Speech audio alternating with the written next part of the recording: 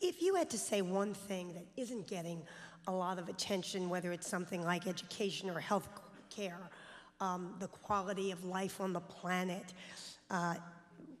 is there one thing that you feel like, gee, we're missing a big bet here? This is the thing I'd like to see the country focus on.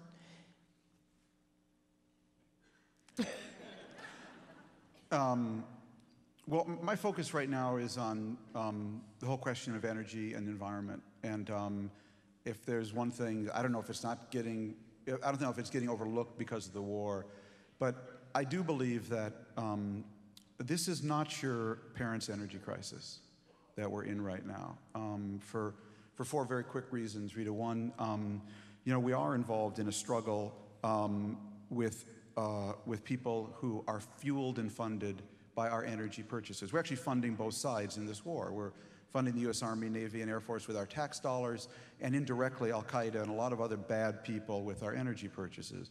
Secondly, the world is flat, and 3 billion new consumers just walked onto the playing field, all with the American dream: a house, a car, a toaster, a microwave, their own version of the American dream. And I believe if we don't find an alternative to fossil fuels fast, we are going to burn up, choke up, heat up, and smoke up this planet on a flat world so much faster. And that leads to point number 3, which is that I think green technology is actually going to be the industry of the 21st century. Green building, green design, green cars, green manufacturing, green consulting. And when we say to Detroit, as we just did again this week, oh, don't improve your mileage standards, wouldn't want to put any pressure on you.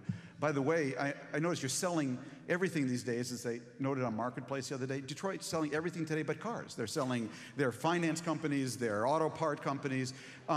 It isn't an accident that Harley-Davidson is worth more than General Motors today, because we basically told our industry that just relax, don't worry, and as a result, we're going to lose the competition, I believe, for the great industry of the 21st century.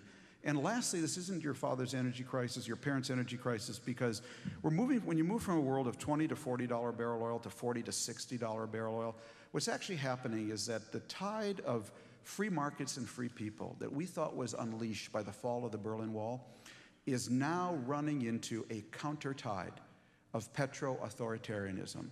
It's this sustained $60 barrel oil price is giving the worst regimes in the world more money than ever to do the worst thing for longer than ever. And therefore, the unstoppable tide of freedom that we thought was going to come out of the fall of the Berlin Wall is now meeting this black counter tide. And therefore, a new sense of tension.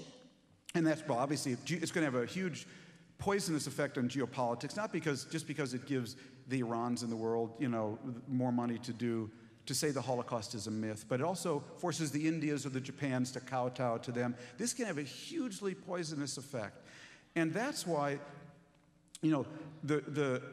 my whole argument is, if you talk to the Cheneys of the world and the oil companies, they all sort of pat you on the head and they say, Tom, what you don't understand, we're going to have to be dependent on oil as far as the eye can see. And my answer is, frankly, that is so pre-9/11, okay? That is so, you guys keep saying you're post-9/11.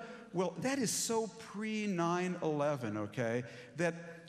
And that's why what I'm trying to do now in my own column, and if you said, what is the message I'm trying to get across, it's this. It's that, being green. See, to name something is to own it. And what's happened with green is that all the tough guys named it. They named it liberal, tree-hugging, girly man, sissy, unpatriotic, and vaguely French, okay? That's what they did. And my goal for the rest of my career is to rename green. Patriotic, geostrategic, geoeconomic, capitalist. Green is the new red, white, and blue. That is my motto for the year. So.